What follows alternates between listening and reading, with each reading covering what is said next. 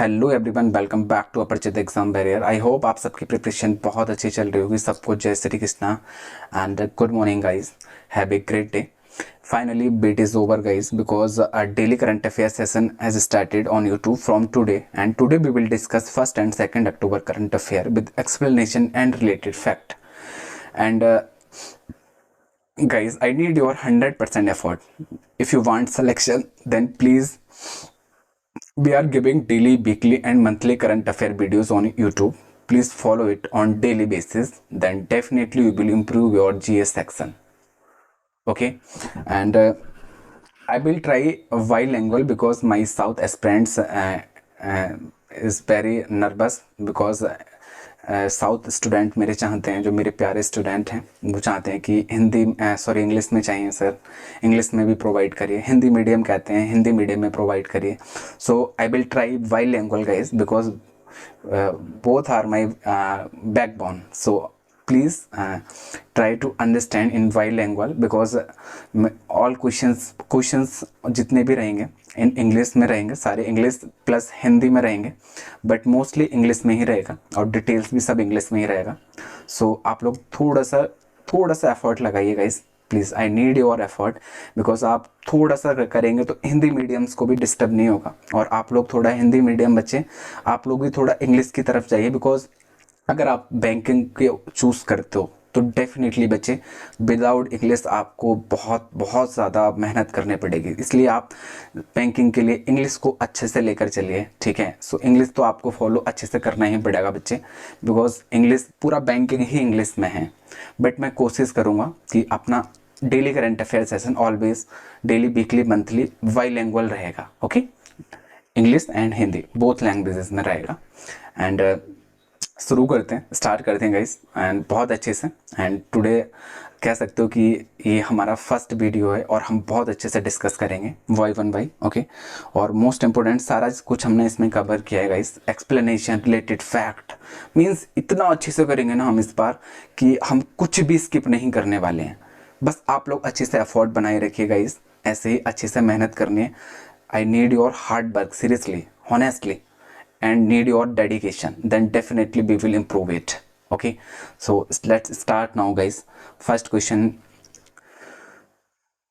is REC Limited has signed an MOU with which bank of co-financing loans worth 55,000 crore for project in the sector of power as well as infrastructure and logistics in the next 3 years. ये बोलना चाह रहे हैं इन्होंने किसके base पर MOU sign किया है, किसके साथ, आई मीन किस बैंक के साथ, तो वो हम थोड़ा डिस्कस कर लेते हैं। हिंदी में मैंने इसको दिया है, REC लिमिटेड ने अगले 3 वर्षों में बिजली के साथ साथ बुनियादी ढांचे और रसद क्षेत्रों में परियोजना के लिए 55,000 करोड़ की सह वित्त पोषण ऋण के लिए 21 बैंक के साथ एक समझौता ज्ञापन पर हस्ताक्षर किया है। सो ऑप्शन देख लेते हैं। Option C is the right answer बच्चे। REC Limited and Punjab National Bank, okay, have signed an MOU to explore funding, okay, explore funding possibilities in the power or infrastructure and logistics sector. The consortium arrangement will co-finance loan worth 55,000 crore over the next 3 years. Okay, and next point, REC, which essentially lends to power sector, has been authorized by the Power Ministry as also lend to the infrastructure its sector. Its loan book has exceeded 4,54,393 crore. Okay, so इसको थोड़ा सा आप याद रखना। REC जो provide करता है actually बच्चे, हिंदी में आपको थोड़ा बता देता हूँ। REC जो होता है ये ऑल बेस, जो इसका फुल फॉर्म रहता है, आप यहाँ पे थोड़ा अच्छे से देखा, rural electrification corporation limited. Okay, so इसका जो रहता है ये ऑल बेस जो रहता है, हमेशा जो अपना कह सकते हो कि ये अगर किसी को लोन देता है, ठीक है, तो ऑल बेस ये इलेक्ट्रिक फील्ड में ही देता है, ठीक है, REC, ठीक है। सो कह सकते हो कि ये REC जो बिजली क्षेत्र को ही मतलब ऑलवेज प्रोवाइड करता है। एंड इसको भी थोड़ा सा पढ़ लेना, ठीक है, इसको पढ़ लेना। कंसोर्टियम जो है अगले 3 वर्षों में 55,000 करोड़ रुपए का लोन मतलब देगा, ठीक है, इसको आप देख लेना। तो 55 इतना इसको आप अच्छे से कर लेना बच्चे, ठीक है। नेक्स्ट चलते हैं। About REC limited, it is an NBFC focusing on power sector financing and development across India. Stabilised हुआ था बच्चे 1969, ओके। एंड इसका फुल फॉर्म आप थोड़ा देख लेना, REC limited, formerly rural electrification corporation limited, okay बच्चे, इसको आप देख लेना। एंड नेक्स्ट फाउंडेड 1969 हुआ था, हेडक्वार्टर बच्चे new Delhi, and CMD Vivek Kumar Dewangan, okay. And REC Ltd has become the 12th company to attain the Maharatna status। Actually ये इससे रिलेटेड, अभी महारत्ना से रिलेटेड भी क्वेश्चन पूछा है, आप इसको थोड़ा इसके बारे में अच्छे से किसी दिन डिस्कस करते हैं, we will discuss about it, okay. And next question is, next है PNB इन न्यूज़, बिकॉज हमने अब already we are discuss PNB related MCQ, so right now related in news, PNB in news. तो first, PNB limited with Punjab national Bank to lend up to 55 crore to power infra project, okay बच्चे। REC, इसको आप इतना याद रखिए, REC, okay, REC plus PNB, okay, MOU 55, okay, crore and power infrastructure project. थोड़ा space कम है बच्चे, इसके लिए किया है इन्होंने, okay. And up to power infra project, इसको आप थोड़ा सा इस तरीके से लर्न रखेंगे, ठीक है। Short, always please put up short keys, okay. MOU related always power infra project कह सकते हो, power infra project, okay. And next है Punjab national Bank PNB has become the first public sector bank to facilitate effortless credit availability for micro, small and medium enterprises MSME by GST invoice। Actually ये first public sector bank बन गया है, ठीक है, जो facilitate करता है effortless credit availability को, ठीक है। And MSME minister, I hope आप सबको पता होगा बच्चे, Narayan Rane, okay, MSME minister, okay.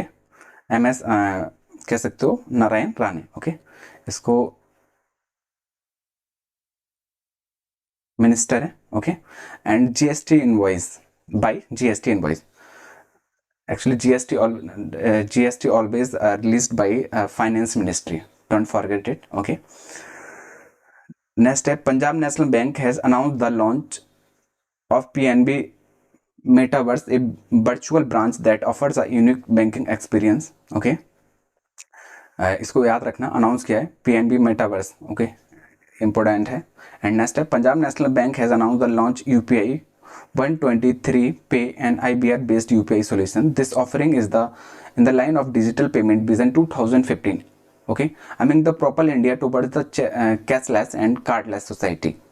सो आप कह सकते हो कि पंजाब नेशनल बैंक ने IBR आधारित UPI समाधान, या फिर कह सकते हो UPI 123 पे ने लॉन्च करने की घोषणा की है कि यह पेशकश जो रहेगी डिजिटल पेमेंट विजन 2015 के अनुरूप है, ठीक है। सो आप इसको थोड़ा ध्यान रखना ना, ठीक है। इतना भी आप यहाँ से कीवर्ड उठा लीजिए बच्चे, ठीक है। अगर पूछेगा किसने अनाउंस किया है, by PNB, okay. Next, it is the Indian public sector bank about Punjab national bank based in New Delhi, okay. And it is the third largest public sector bank in India, okay बच्चे। We will discuss about public sector bank and all related banks, okay, in next upcoming videos, okay। and actually news कम थी बच्चे, so थोड़ा सा content ही रख पाए हैं इस बार, बिकॉज संडे मंडे में ज़्यादा न्यूज़ नहीं रही, ठीक है। And PNB has banking subsidiary in the UK as well, the branches in Dubai, okay, Dubai पे भी इसकी ब्रांचेज हैं, and Dubai, Kabul, okay, and Kabul and Hong Kong में ऑल्सो, ठीक है। इसकी सब्सिडीज हैं, ठीक है, बैंकिंग सब्सिडीज, ये सब आप थोड़ा याद रख लेना, UK है, ठीक है, Dubai, Kabul, okay, Kowloon and Hong Kong. Established May 1894 बच्चा, ध्यान रखना 1894। And founder Dayal Singh Majithia, Lala Lajpat Rai, okay, इसके फाउंडर हैं। टैगलाइन है इसके बच्चे, the name you can bank upon, okay. And MD CEO Atul Kumar Goyal, and Punjab national Bank merge हुआ है Oriental Bank of Commerce and United Bank of India के साथ, ठीक है। अब ये मर्ज हो चुका है बच्चे, तो आप इसको थोड़ा याद रखना, ठीक है। नेक्स्ट चलते हैं हम। Which of the following has introduced a new provision called special category in the FOSCOS portal? निम्नलिखित में से किसने FOSCOS पोर्टल में विशेष श्रेणी नामक एक नया प्रावधान पेश किया है? Option A FICCI, option B NPCI, option C SIDBI and option D is FSSAI. So इसको हम थोड़ा सा देख लेते हैं। Right answer is option D is the right answer बच्चे, FSSAI is the right answer, okay. And हमने option D is the right answer. So आप इसको थोड़ा सा पढ़ लेना, क्योंकि इसमें कुछ ये जो 2-4 लाइन्स हैं थोड़ा इंपॉर्टेंट है। FSSAI introduce specially category provision to promote gender equality in food industry, okay. And food safety and standard authority of India introduce a new provision called special category in the FoSCoS portal, okay. So कह सकते हो कि इसके according जो रहता है फॉस्कोस portal में विशेष श्रेणी नामक एक नया प्रावधान ये पेश किया है। हिंदी में मैं थोड़ा एक्सप्लेन कर देता हूँ बच्चे। इस प्रावधान को उद्देश्य जो रहेगा, जो मतलब खाने का जो व्यवसाय क्षेत्र में जो महिलाएं और ट्रांसजेंडर जो रहेंगे, ओके, उनकी समानता और समान अवसरों को बढ़ावा देने के लिए इसको मतलब स्टार्ट किया गया है, ठीक है। एंड नेक्स्ट है, आप थोड़ा इसको पढ़ लेना, ठीक है। और नेक्स्ट है इसका अबाउट देख लेते हैं। About FoSCoS food safety and compliance system, okay. Compliance system क्या है इसका थोड़ा सा पढ़ लेना। फोस्कोस बाद इंट्रोड्यूस बाई फसई, फसई के द्वारा इंट्रोड्यूस किया था इन 2022, ओके, 2020 में, सॉरी 2020 में, as and the upgraded version of food licensing and registration system FLRS which was initially launched in 2022, okay. So ध्यान रखना ये इंट्रोड्यूस किया गया था फसई के द्वारा फॉस्कोस, ओके बच्चे। एंड नेक्स्ट है, it serves the purpose of issuing all India FSSAI licence and registration. Next step, Foscos is the cloud-based online platform designed to provide various services, food business operations (FBO), including the license, registration and regulatory compliance. Okay, so आप इसको थोड़ा सा कर लेना, देख लेना, एक बार read कर लेना बच्चे इसको, ठीक है। नेक्स्ट क्वेश्चन, नेक्स्ट है FSSAI in news means actually all news related to FSSAI in recently last 6 months. Okay, so first है Food Safety and Standard Authority of India introduced a new provision called special category in FOSCOS portal. Okay, बस इतना आप learn रखेंगे enough है, ठीक है। Next है FSSAI has recently organise the mithun as a food animal opening doors for its commercial use found in Andhra Pradesh. FSSAI ने जो है रिसेंटली, ओके, ऑर्गेनाइज किया है, organise the mithun as a food animal opening doors for its commercial use found in Arunachal Pradesh. Next, Defense Ministry facility to promote use of millet, healthy and eating habits among armed forces. Okay, Defense Ministry. Guwahati Railway Station of North-East Frontier Railway has been awarded the Eat Right Station certification by FSI for providing high quality nutrition food of passenger to passenger. आप इसको थोड़ा learn रखेंगे, याद रखना, because ये news में रहा है। एंड ये ऑल्सो, ओके, एंड ये, ठीक है। नेक्स्ट है union ministry of health and family welfare doctor Mansukh Mandaviya has inaugurated the state of the art national training centre for food safety and standard authority of India at Ghaziabad Uttar Pradesh, okay. जो union ministry हैं, ठीक, union minister of health and family welfare जो हैं doctor Mansukh Mandaviya, उन्होंने इनोग्रेट किया है, ठीक है। और ये कहाँ इनोग्रेट किया है? Ghaziabad and Uttar Pradesh, at Ghaziabad Uttar Pradesh, okay. And आप इसको भी थोड़ा पढ़ लेना। Varanasi cantt railway station of the Indian railway has been awarded 5-star eat right station certification for providing high quality nutrition food to the passengers. Okay, आप इसको भी रीड कर लेना बच्चा। एंड नेक्स्ट है FSI has been stabilised food stabilized under the Food Safety and Standard Act 2016, okay, 2006, which is a consolidating statute related to food safety and regulating in India. Okay, तो किस act के according? 2006। Okay, food safety and standard authority of India first founded या तो 2008 में बच्चे। Headquarter New Delhi, chairperson Rajesh Bhushan and CEO G Kamala Vardhana Rao, G Kamala Vardhana Rao. Okay, आप थोड़ा इसको रीड कर लेना, ठीक है। एक्चुअली अपॉइंटमेंट से रिलेटेड पूछता है, सो आप इसको अच्छे से कर लेना बच्चे। नेक्स्ट क्वेश्चन है हु हैज़ वॉन शास्त्र Ramanujan prize 2023?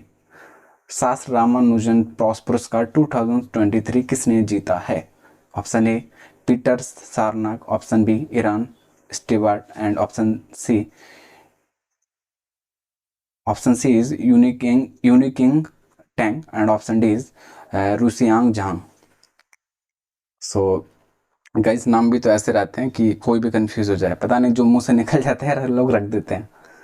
So option D is the right answer. Okay बच्चे, रू किसियांग झांग जो हैं, ठीक है, assistant professor university of California Berkeley USA will be awarded with the 2023 Sastra Ramanujan Prize of his outstanding contribution in mathematics। आप इसको याद रखना बच्चा, मोस्ट इम्पोर्टेंट क्वेश्चन है, ठीक है।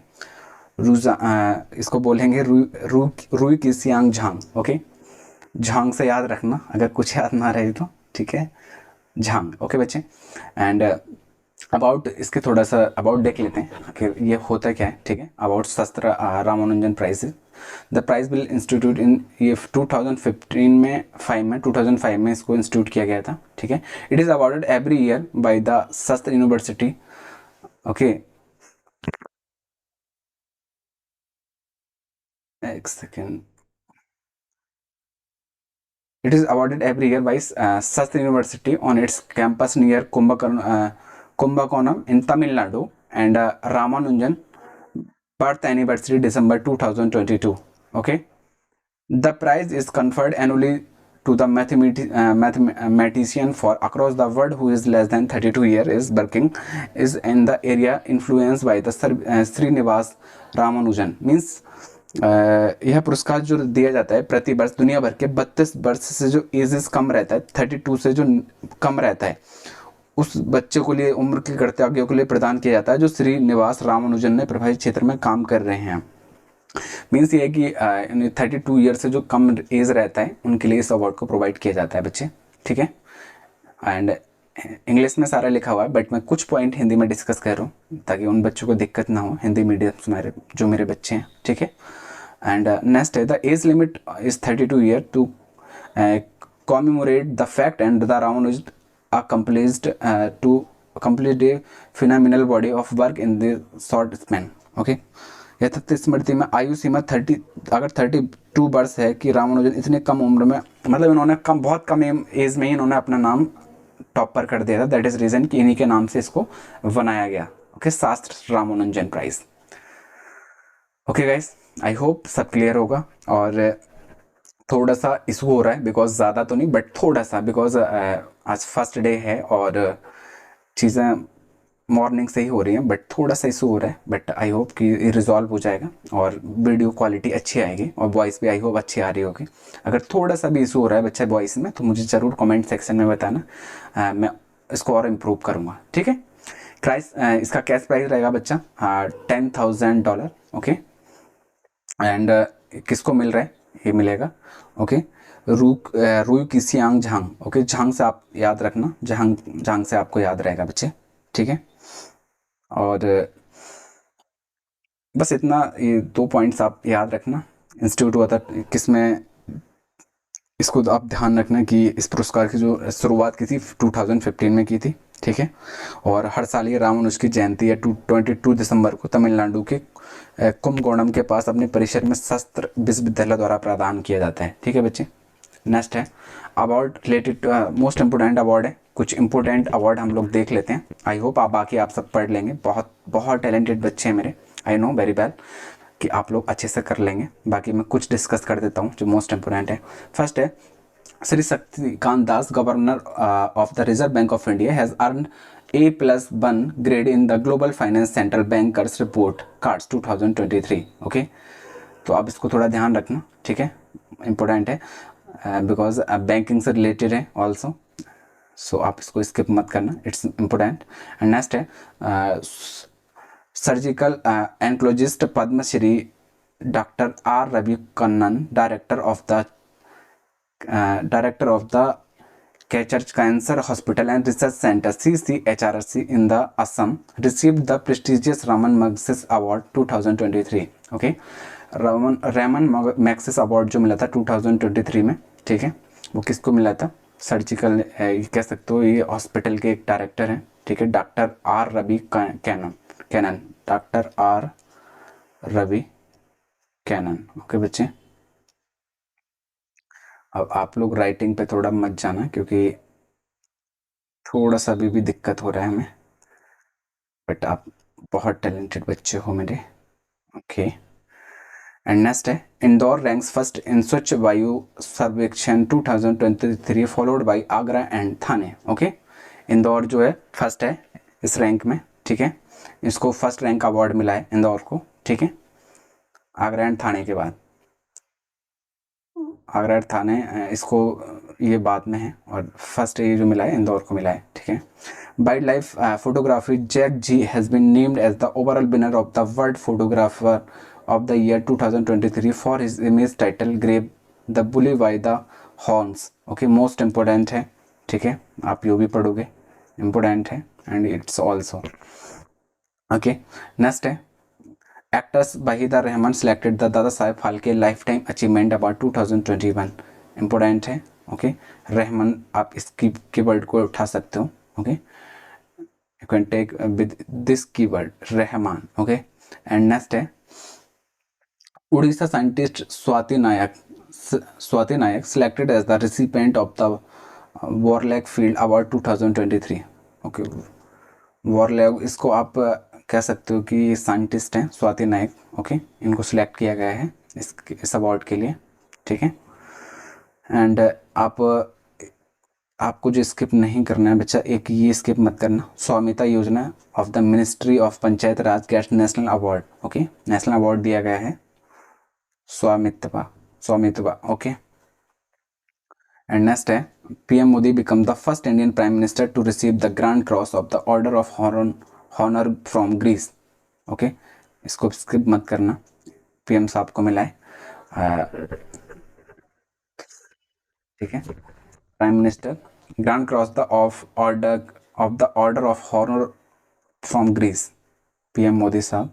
ओके, आप इसको रीड कर लेना। बाकी Indian company Adani limited has been awarded the global peacock environment management award. बच्चा ये अच्छा है, इम्पोर्टेंट है, पढ़ लेना इसको, ठीक है, किसको मिला है? अडानी ट्रांसमिशन लिमिटेड को, ठीक है बच्चे, institute of director in the power transmission sector. Okay, and next है पीएम अवार्ड, डेफिनेटली पूछ सकता है बिकॉज ये काफ़ी टाइम से बहुत सारे अवार्डेड इनको मिला है बच्चे। प्राइम मिनिस्टर नरेंद्र मोदी बाद awarded the highest friends and award grand cross of legion of honour the president of republic of finance Emmanuel Macron, republic of France Emmanuel Macron ने दिया है इसको, ठीक है, जो प्रेसिडेंट हैं फ्रांस के उन्होंने दिया है, इम्पोर्टेंट है गाइस। आई होप क्लियर है सबका। एंड एक्चुअली थोड़ा सा दिक्कत इसलिए भी हो रहा है बिकॉज अभी इसको मैं रिकॉर्डेड क्लास दे रहा हूँ बच्चे, बट लाइव में ये सारी कुछ इशूज़ हो रहे हैं, वो सब नहीं होंगे। मैं बहुत जल्द I will try to fix a time of live class, daily current affair live class. I will try to fix timing, okay, timing fix करेंगे बिकॉज अभी एक दो दिन हम थोड़ा offline I mean recorded class ले लेते हैं, देन फिर स्टार्ट करेंगे, ठीक है। और आप लोग ये पढ़ लेना अवॉर्डेड सारे, ठीक है, और ये भी आप अवॉर्ड पढ़ लेना, इम्पोर्टेंट हैं सब, ठीक है। अभी मैं ज़्यादा पढ़ूंगा तो सेशन थोड़ा लेंथी हो जाएगा, so I will skip it and please read it. ये सब अवार्ड हैं, इम्पोर्टेंट अवार्ड हैं, ठीक है, 2023 के ये अवार्ड हैं। Definitely 1 to 2 question I think आप लोग को ज़रूर दिखेगा अगर अवार्ड से क्वेश्चन बनता है तो, ठीक है। नेक्स्ट क्वेश्चन है, who has launch the artificial intelligence drive in grievance monitoring system IGMS 2.0 public grievance portal and automated analysis in tree dashboard portal of the Department of Administrative Reforms, the Public Grievances DARPG प्रशासनिक सुधारण लोक शिकायत विभाग DRPG के tree dashboard portal में artificial intelligence संचालित शिकायत निगरानी प्रणाली IGMS 2.0 सार्वजनिक शिकायत पोर्टल और स्वचालित विश्लेषण किसने लॉन्च किया है? सो किसने लॉन्च किया है? आप इतना भी याद रखेंगे IGMS, ओके। किसने? Draupadi, option A Draupadi Murmu, option B Narendra Modi, option C Amit Shah, option D doctor Jitendra Singh. So option D is the right answer, okay बच्चे, doctor Jitendra Singh. Doctor Jitendra Singh union minister of state, independence charge हैं बच्चे ये, science and technology, MOS PMO एंड personal public grievance pensions atomic energy and space today launched artificial intelligence, okay, driven grievance monitoring system IGMS 2.0 public grievance portal and automated analysis and tree dashboard portal of the Department of Administrative Reforms and the Public Grievance DARPG, okay. And actually about यहाँ पे दिया हुआ है, आप इसको पढ़ लेना, ठीक है, about intelligence grievance monitoring system, ठीक है। एंड इसमें क्या क्या है वो हम थोड़ा सा इसको देख लेते हैं, ठीक है।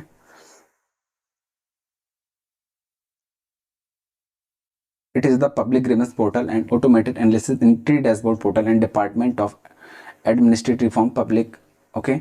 It has been implemented by IIT Kanpur, okay. इसको एक्चुअली IIT कानपुर ने इसको लागू किया है बच्चे, इम्प्लीमेंट किया है, ठीक है।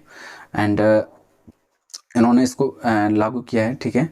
एंड एक सार्वजनिक शिकायत पोर्टल है, कह सकते हो कि यहाँ पर आप अगर आप मतलब यहाँ पे कंप्लेंट या कोई शिकायत है इस पोर्टल पे दे सकते हैं, जो कि मतलब प्रशासनिक सुधार और लोक शिकायत विभाग को ट्री डैशबोर्ड पोर्टल पे स्वचालित विश्लेषण होगा। मतलब यही होगा कि यहाँ पर आप आराम से कोई भी अगर आपको एक निगरानी हो, कह सकते हैं ऐसी प्रणाली है जिसे IIT कानपुर ने इम्प्लीमेंट किया है, जिसमें आप कंप्लेंट भी कर सकते हो बच्चे, ठीक है, इन शॉर्ट फॉर्म कि आप इस पर कंप्लेंट, ऑनलाइन चीज़ें जो रहती हैं आप इस पर डायरेक्ट कंप्लेंट कर सकते हो, ठीक है। कह सकते हो एक ये निगरानी वाली चीज़ें होती हैं या शिकायत का निवारण करने वाली चीज़ उन्होंने ये इम्प्लीमेंट किया है, ठीक है, कि यहाँ पर आप जाओगे, यहाँ पर डायरेक्ट ऑनलाइन आप यहाँ पर आपकी कंप्लेंट हेल्प के लिए आप यहाँ पे अप्लाई कर सकते हो, ठीक है, इन शॉर्ट। नेक्स्ट क्वेश्चन है बच्चा, Sela Tunnel project, which was seen in the news, is located in which of the following state UTs?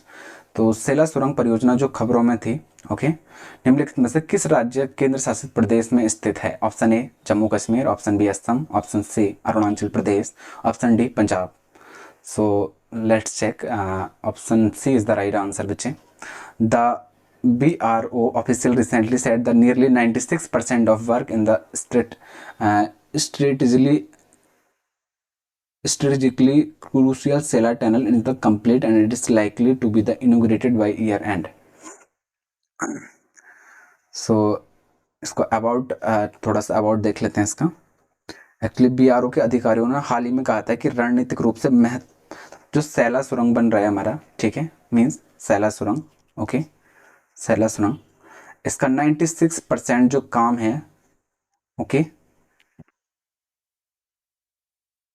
वो स्ट्रेटेजिकली मीन्स यही है इनका कि वो 96% तक काम पूरा हो चुका है बच्चे, और इसकी उद्घाटन हो सकता है इस ईयर के लास्ट में हो जाए, 2023 में, ओके, ये कहना ये चाह रहे हैं। अभी कंप्लीट नहीं हुआ है बट 96% हो चुका है, तो आई थिंक हो भी सकता है इन 2023 में।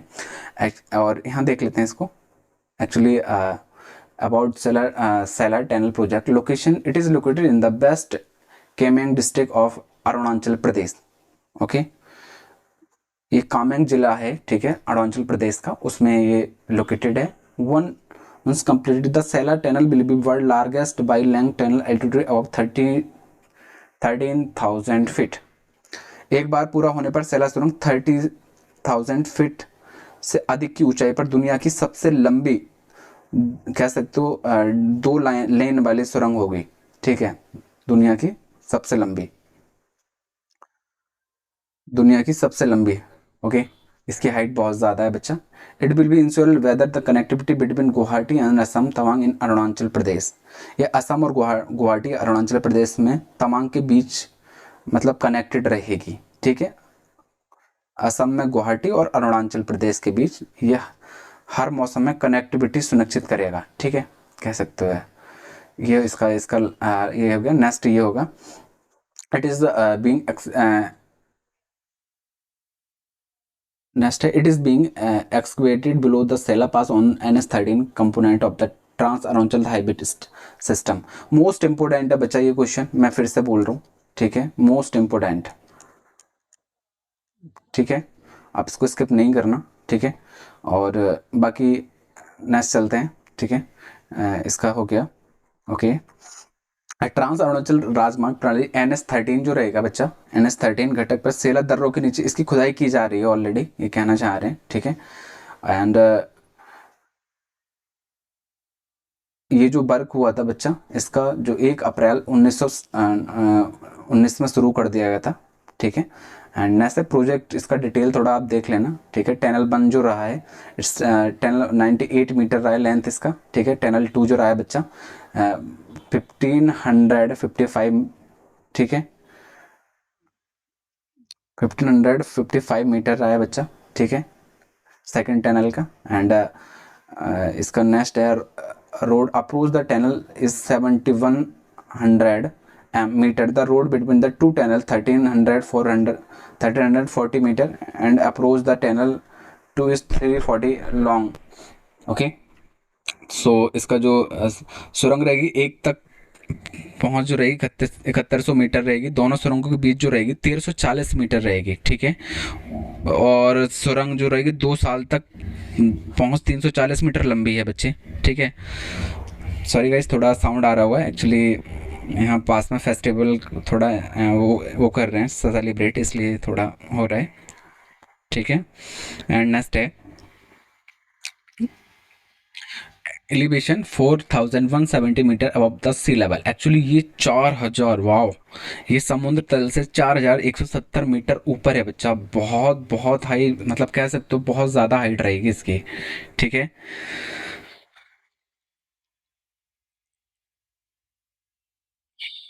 it is concept Tabang Valley of the rest of India open throughout the year. Sela Pass in magnet by the BRO. Okay, ये तवांग घाटी को शेष भारत से जोड़ता है एंड पूरे वर्ष खुले रहने वाला सेला दर्रा BRO द्वारा प्रभावित किया जाता है। आप इसके मेन पॉइंट है मैंने आपको डिस्कस कर दिए हैं बच्चे, और अगर कुछ चीज़ें दिक्कत हो रही हैं तो हम अगेन चीज़ें डिस्कस कर लेंगे। आप लोग कमेंट सेक्शन में प्लीज़ ज़रूर बताना। नेक्स्ट क्वेश्चन है बच्चा, the term Financial Stability Board FSB is associated to which of the following organizations? Hindi में इसको एक बार रीड कर देते हैं। वित्तीय स्थिरता बोर्ड BSF शब्द निम्नलिखित में से किस संगठन से संबंधित है? Option A G20, option B Asian, option C BRICS and option D WTO। Option A is the right answer बच्चे। ठीक है, the finance stability board launching the probe into the buildup of debt outside the traditional bank as it seeks limited hedge funds borrowing the boost transparency about financial stability board BSF stabilized by the G20 in 2009। G20 ने इसको stabilise किया था। ठीक है, 2009 में in the back of financial crisis. ठीक है, इसका मैंडेट पढ़ लेना बच्चे थोड़ा सा। ठीक है, आप थोड़ा सा रीड कर लेना, क्लास लेंथ हो रहा है, क्लास की ज़्यादा लंबी हो जाएगी, फिर आप परेशान हो जाएंगे। मैं भी नहीं चाहता ज़्यादा लेंथ ही हो। ठीक है, आप इसका देख लेना। इसका हेड क्वार्टर BSF का। ठीक है, इट्स हेड क्वार्टर बेशल स्विट्ज़रलैंड। ठीक है, एंड BSF की मेंबर जो कंट्रीज़ रहेंगी बच्चा 68 मेंबर कंट्रीज़ हैं इसकी। ठीक है, नेक्स्ट चलते हैं हम। Indian presidency of G20. Indian officials assumed the presidency of G20 1st December 2022 from Indonesia. Okay, and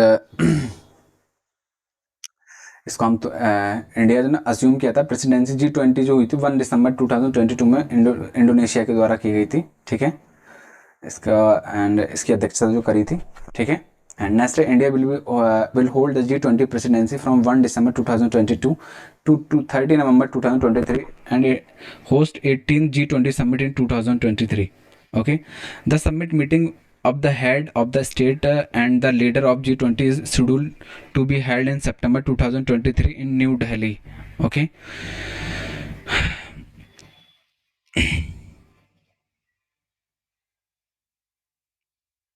okay बच्चे,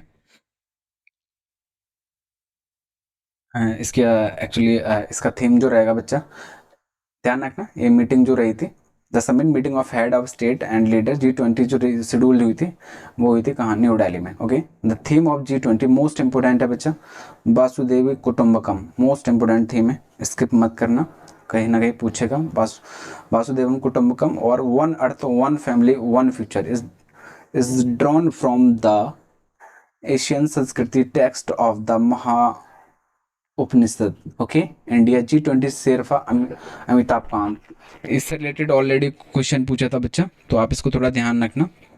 G20 शेरफा कौन थे? Amitabh Kant. Okay, and next है ग्रुप ऑफ 20 G20 का, ठीक है। G20 was founded back in 99 after the Asian financial crisis. Okay, and इसमें G20 के सारे कंट्रीज यहाँ दे रखे हैं, आप लोग एक बार रीड कर लेना बच्चे, ठीक है। एंड नेक्स्ट है list of G20, list of G20 seven G20 summit हुई थी सन 2022 में इंडोनेशिया में, ठीक है। 18 G20 समिट हुई थी 2023 में इंडिया में, एंड 19 G20 समिट 2024 में ब्राज़ील में हुई थी, एंड G20 समिट 2015 जो है हमारी वो साउथ अफ्रीका में होगी बच्चे, 19 जो होगी ब्राज़ील में होगी 2024 में, इंडिया में 18th हो गई थी, ठीक है बच्चे। गाइस बहुत कंफ्यूज कर रहे हैं ये लोग, बस पता नहीं कब तक करेंगे।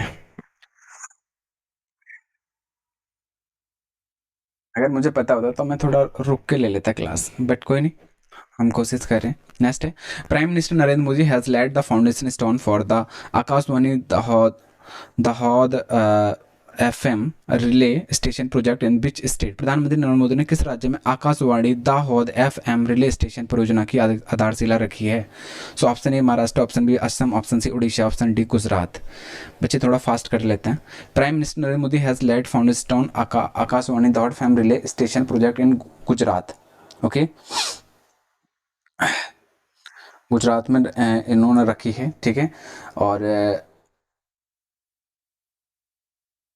आप the station will set up the estimate cost, इसकी जो कॉस्ट है बच्चा कितना है, आप कॉस्ट इसको देख लेना, ठीक है, 11 करोड़, ठीक है। और ये 55 किलोमीटर की रेडियस में रहेगी, एरिया जो रहेगा, ठीक है। 75% trouble district of the hot, means ये कह सकते हो कि ये 11 करोड़ रणनीतिक रूप से लगभग 55 किलोमीटर की दायरे में स्थित है, जिसमें दाहोद की आदिवासी जिले के लगभग 75% हिस्सा लेंगे, ठीक है। 75% हिस्सा लेंगे जिले के लगभग आदिवासी जिले, ठीक है। नेक्स्ट गुजरात इन न्यूज़ आप थोड़ा रीड कर लेना। Prime minister Narendra Modi has laid the foundation stone of Akashvani Dahod FM relay station project in Gujarat. Okay, Gujarat में उन्होंने किया है, ठीक है। मोस्ट इम्पोर्टेंट है बिकॉज अभी रिसेंट का है, ठीक है, आज ही का है न्यूज़।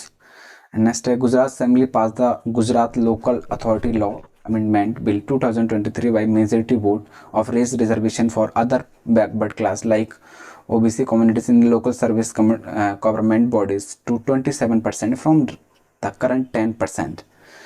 ओके, गुजरात विधानसभा में इन्होंने ये बोला है कि मतलब जो अन्य पिछड़ा वर्ग OBC समुदाय की जो आरक्षण है उसको 10% से बढ़ाकर 27% करने के लिए, ठीक है, इस अमेंडमेंट को लागू करने के लिए बोला है, ठीक है। नेक्स्ट आप लोग गुजरात इन न्यूज़ है बच्चा पढ़ लेना, ठीक है। मैं थोड़ा नेक्स्ट कर लेता हूँ। नेक्स्ट है which state has achieved 100% open defection free ODF plus coverage under the flagship स्वच्छ भारत मिशन ग्रामीण प्रोग्राम रिसेंटली। हाल ही में किस राज्य ने प्रमुख स्वच्छ भारत मिशन कार्यक्रम के तहत 100% खुले में शौच मुक्त ODF प्लस कवरेज हासिल किया है? Option A Bihar, option B Chhattisgarh, option C Uttar Pradesh, option D Madhya Pradesh. Okay, so option C है Uttar Pradesh. Okay, achieved 100% ODF plus status for all 95,767 villages as a part of Swachh Bharat Mission Gramin Phase 1. Okay, and an ODF plus village has been achieved open the defecation free stage through the stabilization effective system for solid liquid waste management. As of January 1st, 2023, only 15,088 villages were ODF plus in the state. Okay, आप थोड़ा इसको read कर लेना, मैं थोड़ा सा आपको explain कर देता हूँ बच्चे, ठीक है। एंड ये 1 जनवरी सन 2023 तक राज्य में केवल 15,088 गाँव ODF प्लस थे। केवल 9 मंथ में इन्होंने 18,000 से अधिक गाँव में ODF प्लस का दर्जा हासिल किया है, ठीक है। इन्होंने मतलब बहुत अच्छे से इम्प्लीमेंट किया है, और कह सकते हो कि ODF प्लस जो मॉडल है, ठीक है, इसका मीन्स यही है कि ODF प्लस गाँव ODF स्थिति बनाए रखते हैं, इनमें ठोस तरल प्रकार के अपशिष्ट प्रबंध होते हैं। पूरे भारत में अभी तक इन्होंने 96,192 सच विलेजेस अक्रॉस इंडिया, ठीक है। प्रथम पूरे भारत में 96,192 गाँव हैं, ठीक है, इस मॉडल में, ठीक है। स्वच्छ ही सेवा campaign 2023, the feat was achieved during the ongoing SHC campaign which take place from the 55 September to October every year. Okay, about 88 lakh people participate in SHS and contributed significantly and achieving ODF plus status. Significantly. Actually, guys, थोड़ा sound आ रहा होगा तो sorry for that, and थोड़ा आज length ही ज़्यादा हो रहा है क्योंकि थोड़ा ज़्यादा रखा है हमने कंटेंट, क्योंकि मैं नहीं चाहता कुछ स्किप हो। बट आप थोड़ा अगर कुछ स्किप भी हो रहा है तो आप लोग खुद से रीड कर लेना, क्योंकि क्लास लेंथ ही हो जाएगी, इसलिए मैं इसको थोड़ा शॉर्ट कर रहा हूँ मैं। Okay, progress across India, Bharat में 44.43 लाख गाँव में लगभग 75% खुद को ODF प्लस घोषित किया है, ठीक है। आप इसको थोड़ा पढ़ लेना बच्चे, ये थोड़ा डाटा है, ठीक है, मोस्ट इम्पोर्टेंट है, आप इसको भी पढ़ लेना, इसको भी एंड इसको भी, ठीक है। मैं नेक्स्ट चलता हूँ, इसका सेकंड फेज भी आप लोग देख लेना प्लीज, सेकंड फेज। ओके बच्चे,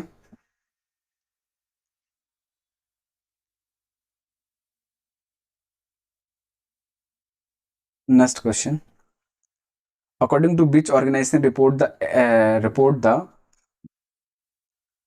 elderly population in India is likely to double by 2050, sorry guys, किस संगठन की रिपोर्ट के अनुसार भारत में बुजुर्गों की आबादी सन 2050 तक दुगनी होने की संभावना है? Option A world health organisation, option B united nation population fund, option C united nation development programme, and option D is world economic forum.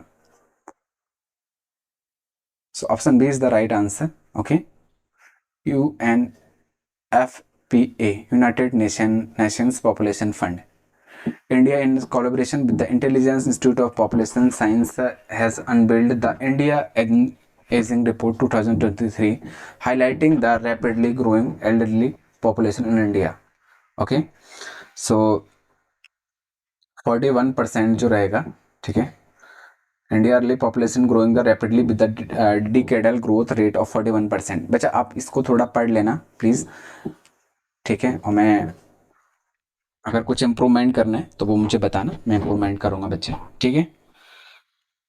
And इसमें यह है कि 41% 10 की वृद्धि की दर के साथ भारत की बुजुर्ग आबादी की तेज़ी से बढ़ रही है। ये सन 2050 तक भारत की 20% से अधिक आबादी बुजुर्ग होगी। मीन्स ये कहना चाह रहे हैं by 2050 over 20% of India population will be elderly. Okay, so means यही है कि ये कहना चाह रहे हैं कि सन 2050 तक भारत की 20% से अधिक आबादी बुजुर्ग होगी। ओके, एंड नेक्स्ट है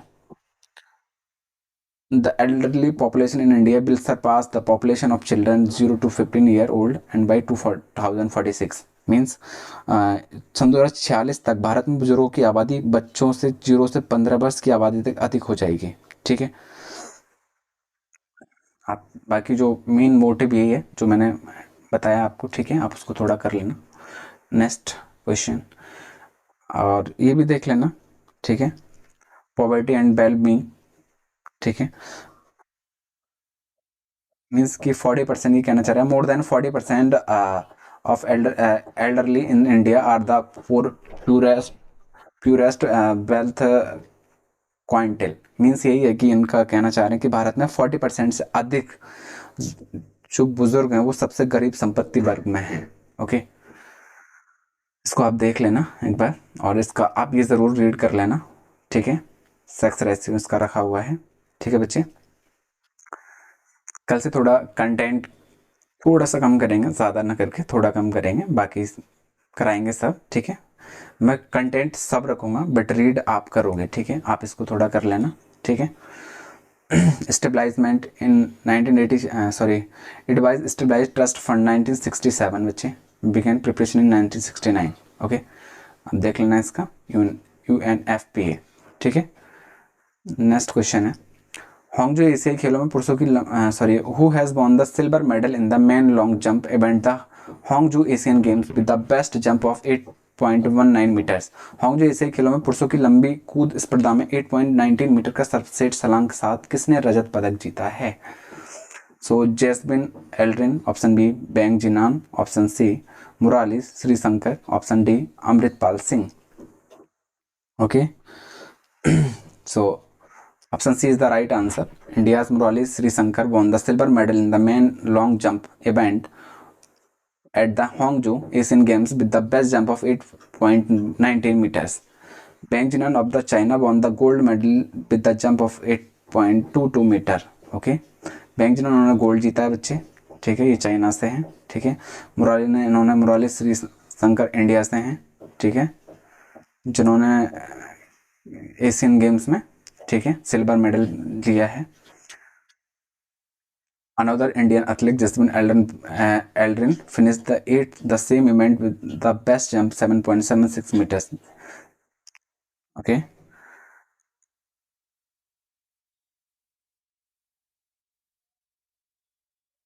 नेक्स्ट क्वेश्चन है बच्चा, नेक्स्ट क्वेश्चन है, हांगजो चाइना में एशियन गेम्स चल रहे हैं 2023। Chinese President Xi Jinping officially opened the 19th Asian Games in Hangzhou, China. Okay, September 2023-24. Okay, sorry 23. The 19th Hangzhou Asian Games will be held 23 September to 8 October. Okay, the opening ceremony was held at Hangzhou Olympic Sports Center Stadium, also known as the Big Lotus. Okay, and nested nearly 12,500 athletes from 45 countries and terrorists in Asia competed in 61 disciplines across 40 sports. The slogan of the games is heart, most important है, heart to heart at the red future. Okay, इसको आप थोड़ा सा देख लेना बच्चे। ठीक है, एंड नेक्स्ट है, India has the strong delegation of 665 members to these games. भारत ने इन खेलों में 665 सदस्यों को एक मजबूत प्रतिमंडल भेजा है। ठीक है, एंड इन्होंने ये भी दिया है, during the opening ceremony the Indian team flag was raised by Indian man hockey team captain Harmanpreet Singh and Olympic bronze medallist boxing Lovlina Borgohain. उद्घाटन के समय जो हुआ, भारत के पुरुष हॉकी टीम के कप्तान हरमनप्रीत सिंह और मुक्केबाजी में ओलंपिक कांस्य पदक विजेता लवलीना बोरगोहेन ने भारत टीम का झंडा फहराया। ओके ओके बच्चे, आई होप आप सबकी सारी चीज़ें क्लियर होंगी। ठीक है, नेक्स्ट चलते हैं। Who was name the new chairman of the advertising standard council of India. भारतीय विज्ञापन मानक परिषद ASCI का नया अध्यक्ष किसे नियुक्त किया गया है? Option A Swagata Gupta, option B Neha Agarwal, option C Radhika Roy, option D Sangeeta Singh.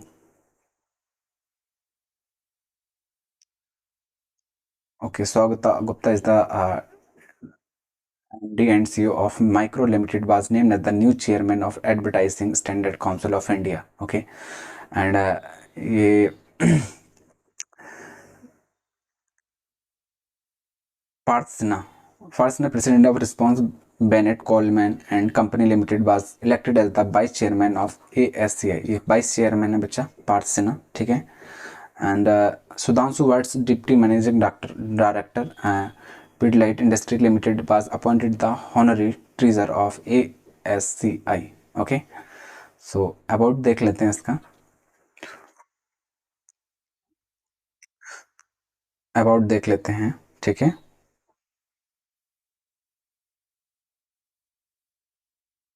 स्वागत. ओके,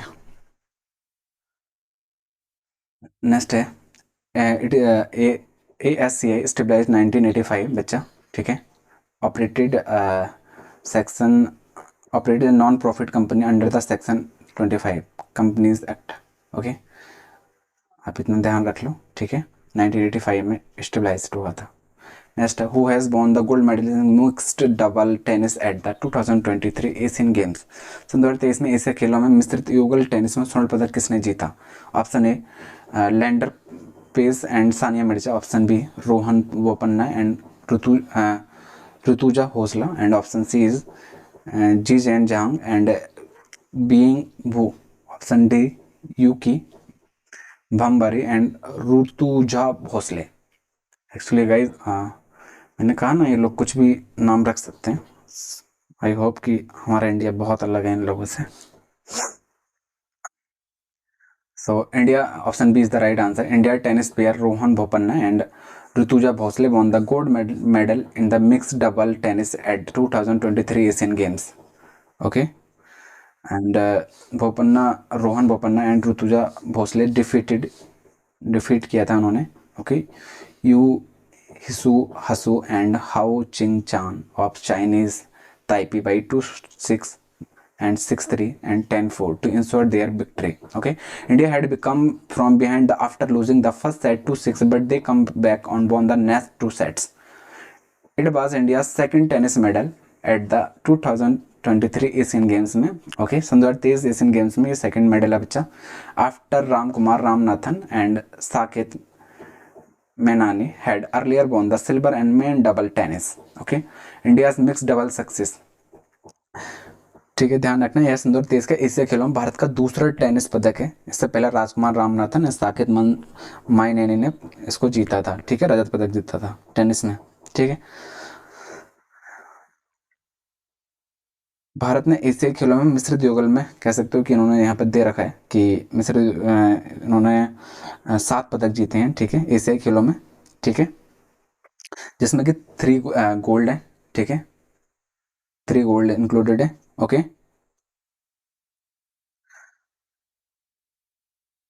नेक्स्ट है. India defeated which country to win the gold medal in the men's squash team event at the 2023 Asian games. Option, भारत ने 2023 एशिया खेलों में पुरुष squash team स्पर्धा में किस देश को हराकर स्वर्ण पदक जीता है. Option A China, option B Thailand, option C Pakistan, option D Bangladesh. So option C is the right answer बच्चे. India clinch gold in men's squash team event 2023 Asian games defeating Pakistan 2-1. Okay, ध्यान रखना है. ठीक है, भारत ने 2023 में एशिया खेलों में भारत को क्या करा है. भारत एशिया खेलों में पुरुषों को स्क्वैश टीम स्पर्धा में पाकिस्तान को 2-1 से हराकर गोल्ड जीता है भाई. सबसे बड़ी बात, proud of you guys. India हमारा है ही अलग भाई, गोल्ड जीता है बच्चे. ठीक है, and Abhay Singh led the Indian team to victory in the tough match in the final round. Final round में अभय सिंह ने अपन को जिताया. Proud of you Abhay Singh sir. And next है, the match started with Mahesh M losing the Nasir Iqbal straight. आप इसको थोड़ा read कर लेना बच्चे. ठीक है, मैच की जो शुरुआत महेश एम के नासिर एंड इकबाल ने सीधे गेम इतने से हारने से हुई थी। ठीक है, आप थोड़ा सा इसको रीड कर लेना। ठीक है, नेक्स्ट क्वेश्चन है, who has been elected the chairperson of board and director of press trust of India PTI.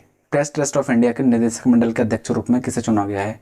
Option A अभिक सरकार, option B K N Shanth Kumar, option C Rajneesh Singh, option D Abhishek Sharma. So option B is the right answer. K.N. Sant Kumar was elected the chairperson of board director and press trust of India PTI for 1 year term. Okay, और इनको replace किया गया बच्चा, शांत Kumar has replaced Avik Sarkar. Okay, PTI chief appointed.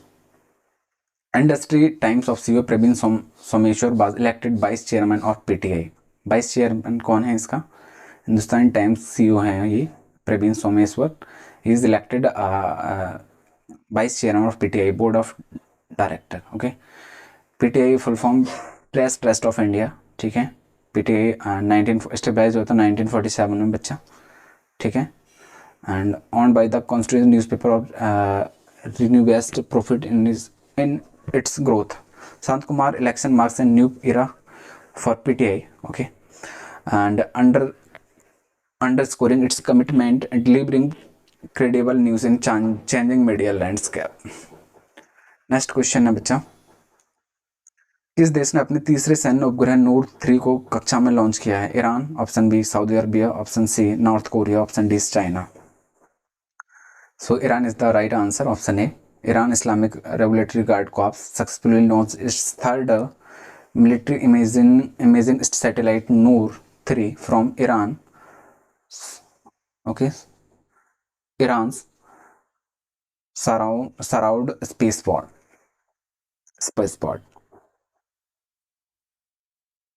and the satellite was sent into orbit using the state cassette carrier, which was developed by the IRGC. Okay, in Persian, Noor or Noor translate to light, will host and means messenger. Okay, Noor 3 was placed as low Earth orbit and altitude of 45 kilometre to 80 mi above the Earth surface. आप थोड़ा सा इसका पढ़ लेना. Okay बच्चे, इस satellite से related news थोड़ा सा ये लाइंस हैं, आई मीन थोड़ा डिटेल दिया है. ठीक है, सो हमारा मोस्ट जो है कि जो हमें मोस्ट जो पढ़ना है वो क्या पढ़ना है, इसमें आपको ये पढ़ना है Noor 1. It was the first military reconnaissance satellite launched by the Iran in April 2023. It orbited at an altitude of 400 to 5 kilometre. Okay, above the earth. And Noor 2 पढ़ना है आपको. ठीक है, it is launched March 2022, operated in low orbit in the altitude 500 kilometer. Okay, 310 mi about Iran. President Ibrahim. Okay, and capital Tehran. Currency real. Okay guys, I think session बहुत lengthy हो रहा है और एक पर हो नहीं जा रहा है by God. Next, this day has been decided by the UN for the commemoration of the international day of older persons. किस देश ने अपना तीसरा सैन्य उपग्रह, ये शायद ये थोड़ा गड़बड़ हुआ है बच्चे, ये थोड़ा गड़बड़ हुआ है. आई थिंक हिंदी वाला सेक्शन मिस्टेक हुआ है बच्चा. इसको मैं इसको कट कर देता हूँ. ठीक है, करेक्शन कर देंगे. ओके, PDF में इसको हिंदी में थोड़ा गड़बड़ हुआ है. This day has been dedicated by the UN of the commemoration of the international day of older persons. Option A 4 October, option B 1 October, option C 2 October, option D 3 October. So international day of, option B is the right answer. Okay, international day of older persons observe each year 1 October 1991. Okay बच्चे, next question, the world vegetarian day is marked every year on which day? So विश्व शाकाहारी दिवस प्रत्येक वर्ष किस दिन मनाया जाता है? ऑप्शन 1 1 अक्टूबर, ऑप्शन बी 29 सितंबर, ऑप्शन सी 2 अक्टूबर, ऑप्शन डी 30 सितंबर. So option A is the right answer बच्चे.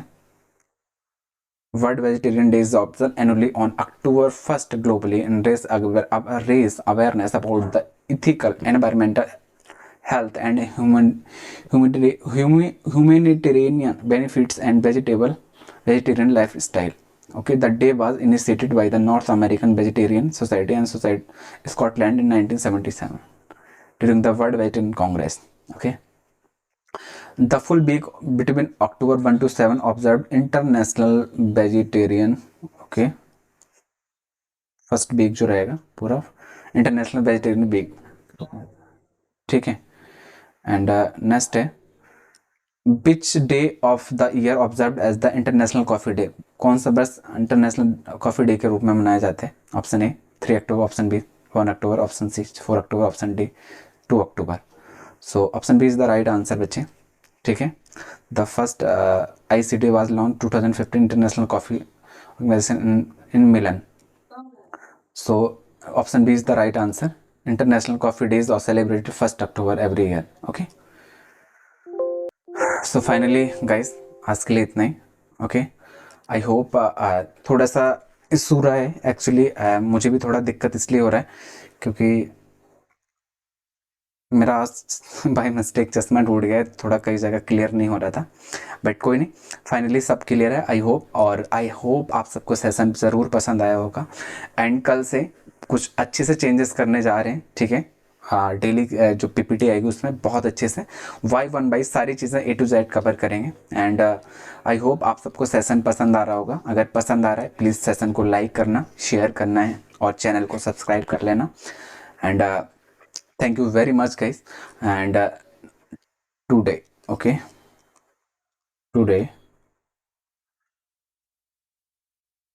10 PM मॉक टेस्ट है आपका, ठीक है। मॉक टेस्ट बन है, मोस्ट टेस्ट बन है, मोस्ट एक्सपेक्टेड क्वेश्चंस रहेंगे, most expected questions, okay. Top 50 questions लेके आ रहे हैं today 10 PM, okay. Mock test one for IBPS clerk means बच्चे, ओके। एंड आई होप आप सबको सेशन पसंद आ रहा होगा। और गाइस सब लोग अच्छे से सेशन को शेयर करिए, लाइक करिए। एंड मैं बहुत जल्द सेशन का एक फिक्स टाइम सेट कर दूंगा। एक्चुअली फर्स्ट क्लास थी तो थोड़ा सा दिक्कत कर रही हैं चीज़ें, बट और अच्छे से इम्प्रूव करेंगे बच्चे, आप सबका प्यार बना रहेगा, सब अच्छे से करेंगे, ठीक है। सो यहीं पे सेशन को फिनिश करते हैं। Thank you very much guys, and thank you very very much. And ऐसे ही सारे classes with explanation and fact के साथ आएंगे, ओके।